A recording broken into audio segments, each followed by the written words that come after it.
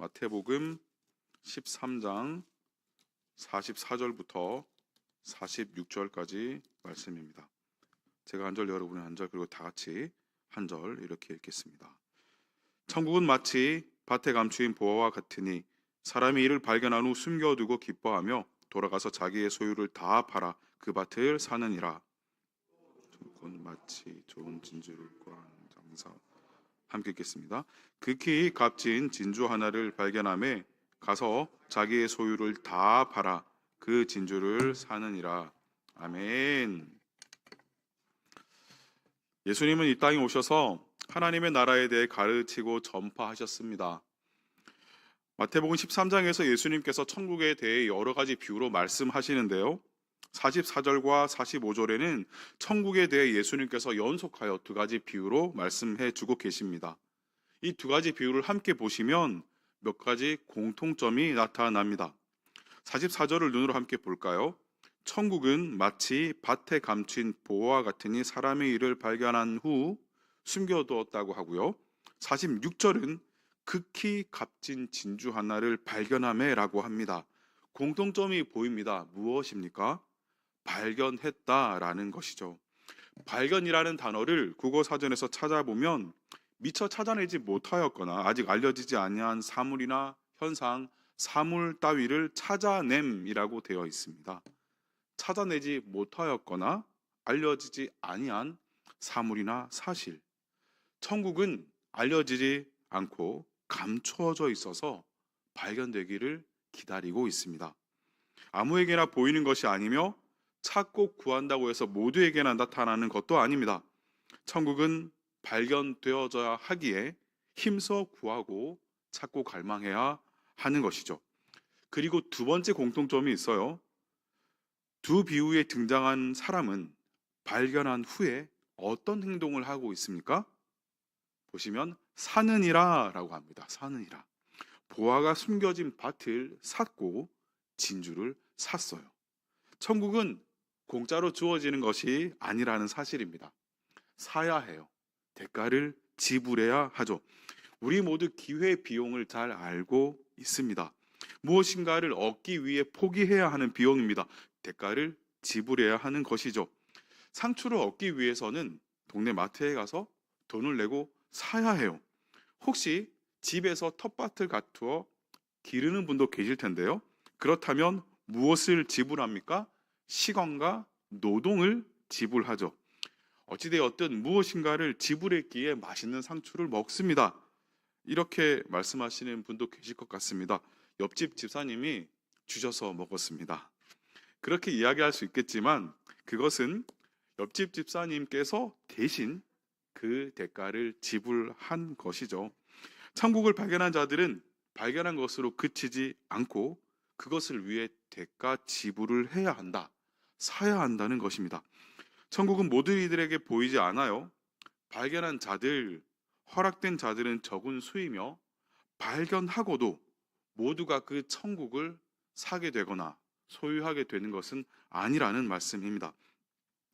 마태복음 19장에서 부자 청년은 예수님께서 나를 따르라는 놀라운 초청을 받았음에도 따르지 못했고 낙타과 바늘기로 들어가는 것이 부자가 하나님의 나라에 들어가는 것보다 쉽다, 이런 말씀을 하기도 하셨습니다. 그만큼 좁고 힘들고 또 포기해 버리기 쉬운 것이 바로 하나님 나라입니다.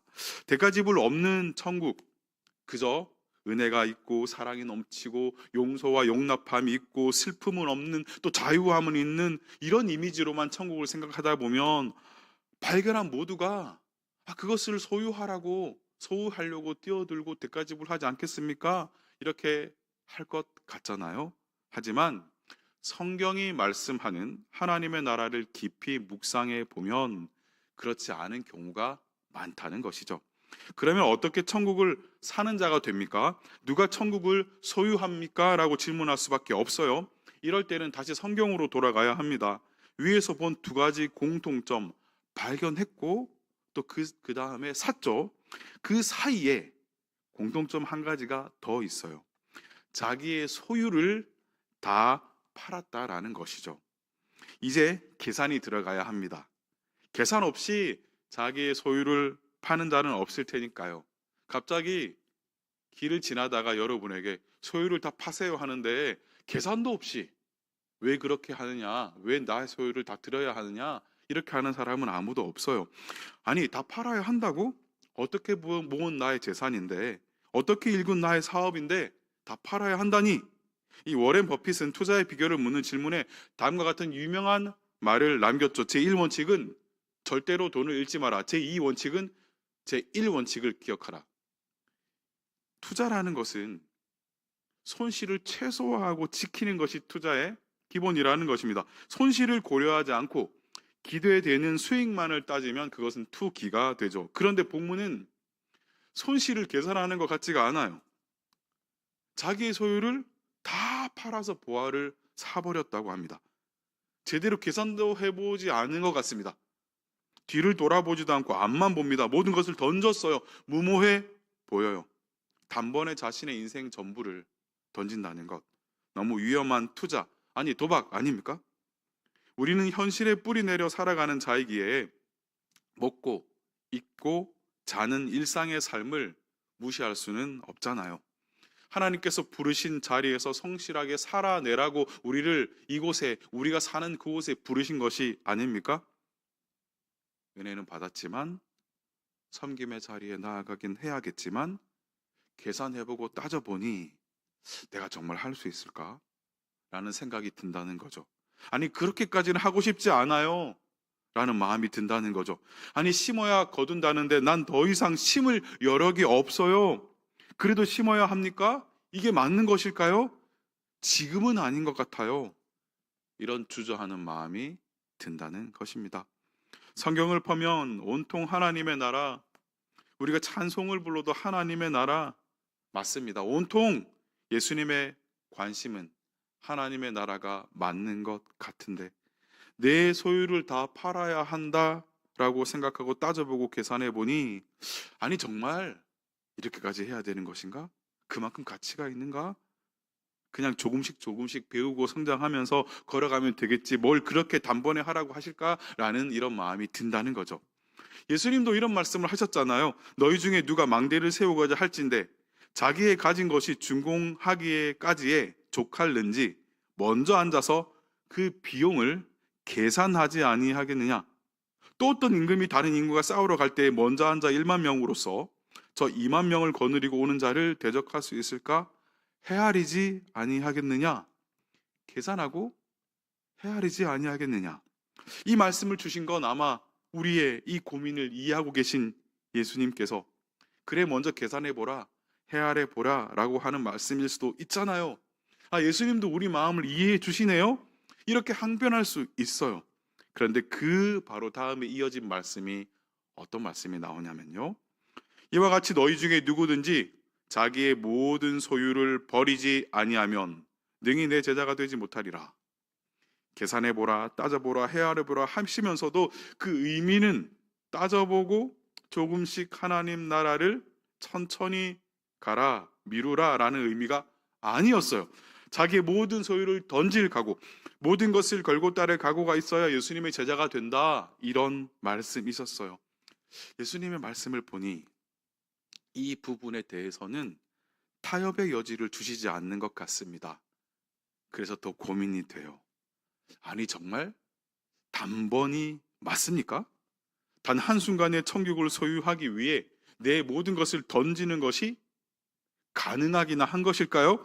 예수님은 우리의 고민은 이런 고민들을 다 알고 계시죠. 이 비유를 들은 모든 세대의 사람들이 어떤 고민에 마주할지 아세요. 그래서 비유를 말씀하시면서 선명하게 그 의미를 새겨두시며 분명히 하십니다. 44절에 보화, 46절에 진주 모두 단수로 사용하셨습니다. 심지어 46절에는 진주 하나라고 명확히 말씀하시잖아요. 근데 두 비유에 보화와 진주를 산 사람을 이 단 하나의 보화와 단 하나의 진주를 위해 단번에 대가 지불을 했다, 포기했다라고 선명하게 그 의미를 드러내 주시고 계십니다. 우리가 매일 새벽과 주일에 주님 가르쳐 주신 기도를 외우면서 기도하지 않습니까? 이름이 거룩히 여김을 받으시오며, 다음 뭐죠? 나라의 임하옵시며. 하나님의 나라가 임하게 해달라는 바로 이 기도. 사실은 우리는 매일 우리가 주기도문을 할 때마다 이 기도를 드리고 있는 것입니다. 우리는 때때로 이런 은혜를 마주합니다. 천국을 맛보는 은혜 말이에요. 하나님의 나라가 이 땅에 임하기를 바라며 기도하기에 하나님은 때때로 이런 은혜를 보여주세요. 단번에 주님 나라를 소유할 기회를 허락해 주세요. 그런데 사지 않는 자들이 있단 말이에요. 우리의 모든 것을 던지지 않는 자들이 있단 말이죠. 사야 자신의 것이 되는데, 사야 천국을 소유하는데 이것이 쉽지 않다는 말입니다. 왜 우리는 이게 안 되는 것일까요? 한 단어의 비밀이 숨겨져 있습니다. 44절입니다. 사람이 이를 발견한 후 숨겨두고 기뻐하며 돌아가서 자기의 소유를 다 팔아라고 되어 있어요. 어떻게 했다고 말씀합니까? 기뻐하고 돌아갔습니다. 살까 말까 고민하면서 의심하면서 이게 맞나? 진품 맞나? 재보면서 그래서 내 소유를 다 던지는 것이 맞을까? 정장이 어느 정도만 던질까? 따져보면서 돌아가지 않았어요. 기뻐하며 돌아갔어요. 메시지역은 그냥 기뻐하는 이 표현이 부족해서 황홀해했다라고 표현하고 있습니다. 얼마나 기쁘고 엄청난 발견이었으면 황홀해했을까요? 그래서 자신의 소유를 다 팔았어요.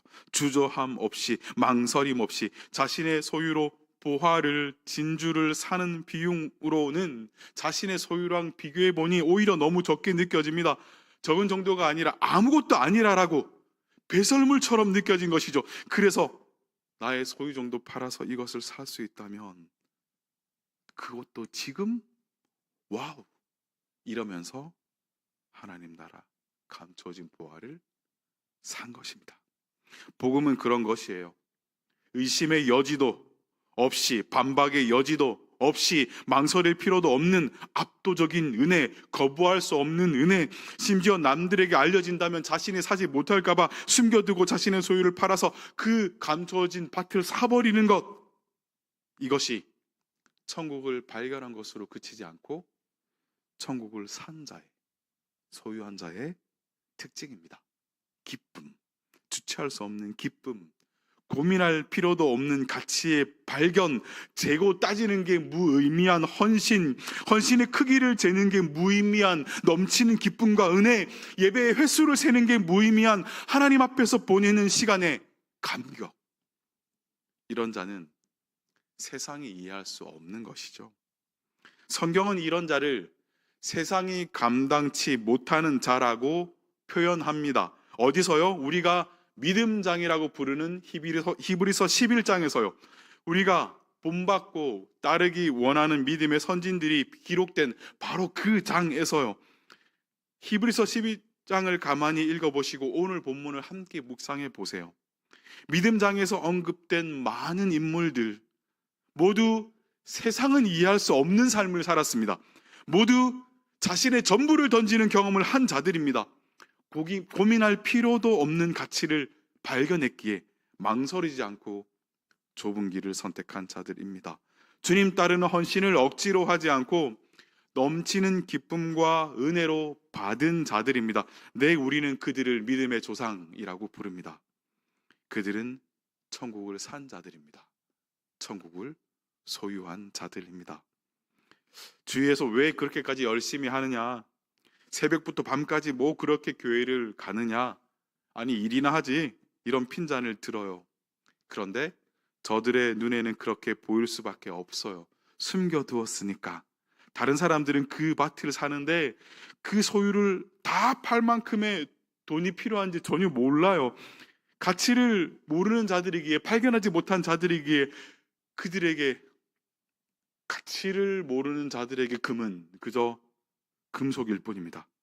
지폐의 가치를 모르는 아이에게 그것은 그저 낙살 종이일 뿐이에요. 눈에 반만 보이는 자는 이해할 수가 없는 것이죠. 그래서 복음에 대한 무지는 악이에요. 죄예요. 우리는 눈에 반만 보는 자들에게 밭 속에 숨겨진 보화를 설명해야 하는 자들이에요. 그래서 전도가 쉽지 않죠. 저들은 보지 못하는 걸 본 우리가, 눈뜬 우리가 설명해야 하니까 쉽지 않은 거예요. 예수님은 이 땅에 오셔서 늘 관심이 하나님의 나라에 있었습니다. 그 나라는 복권처럼 갑자기 임하는 나라가 아니라 제자들을 통해, 신실하게 예수님의 말씀을 믿고 따르는 자들을 통해 이루어지는 나라였어요. 그래서 오늘 말씀은 이런 의미입니다. 예수님을 따르는 제자는 서서히 비교해 보면서, 고민해 보면서 할 듯 말 듯 망설이다가 되는 게 아니라는 겁니다. 그 놀라운 하나님 나라에 기뻐하며 단번에 자신을 드리는 것이 천국을 소유한 제자라는 것이 바로 오늘 말씀의 의미입니다. 예수님이 눈앞에서 병자를 고치셔도, 귀신을 쫓아내어도 천국을 소유하지도 함께하지 못하는 사람이 당시에도 있었어요. 만약 우리에게 여전히 천국을 소유하는 것에 대한 고민이 있거나 내 것을 포기하고 천국을 사는데 망설임이 있다면, 그것은 어쩌면 아직 정말 진정한 천국을 발견하지 못했기 때문일 수 있습니다. 밭이라는 것, 우리가 땀 흘려 일하는 현장입니다. 일상의 삶이에요. 그런 사람은 우리의 일상의 삶 가운데 침투에 들어오시는 하나님 나라의 임재를 한 번도 경험하지 못했기 때문일 수 있다는 거예요. 자, 그러면 이제 어찌해야 합니까? 나도 천국을 소유하고 싶은데, 천국을 사는 자가 되고 싶은데 왜 그런 기쁨이 나에게 없는 것일까? 구해야죠. 갈망해야죠. 구하면 주신다고 하셨어요. 두드리면 열린다고 하셨어요. 좋은 것으로 자녀들에게 주시길 원하는 아버지가 천국을 구하는 자녀들에게 밭을, 보화가 감추어진 밭을 보여주시지 않겠습니까? 우리 일상의 삶 가운데 그 어떤 것보다도 하나님의 나라를 발견하게 해 주옵소서라고 구해야 하는 것입니다. 땀 흘리며 밭에 나간 자라야 발견합니다. 부지런한 자가 하나님의 나라를 발견하는 기회가 얻게 됩니다. 눈을 떠서 보게 해달라고 구해야 합니다. 표대를 향하여 달려가는 교회 올해 표어입니다. 하나님의 나라를 경험할 때에만, 그 나라를 소유한 자야만 표대가 선명해지는 거예요. 그래야 바울처럼 표대를 향하여 그리스도 예수 안에서 하나님이 위해서 부르신 부름의 상을 위해 달려갈 수 있다라고 고백할 수 있는 것입니다. 이 표대는 예수님을 위해 자신을 던진 자들에게 보이는 하나님 나라의 비전이자 상급인 것입니다. 사랑하는 우리 늘샘의 성도님들, 하나님의 나라를 발견할 뿐만 아니라 그 나라를 발견하고 사는 기쁨으로 그 나라를 위해 자신의 것을 던지는 여러분 되시기를 예수님의 이름으로 축원드립니다.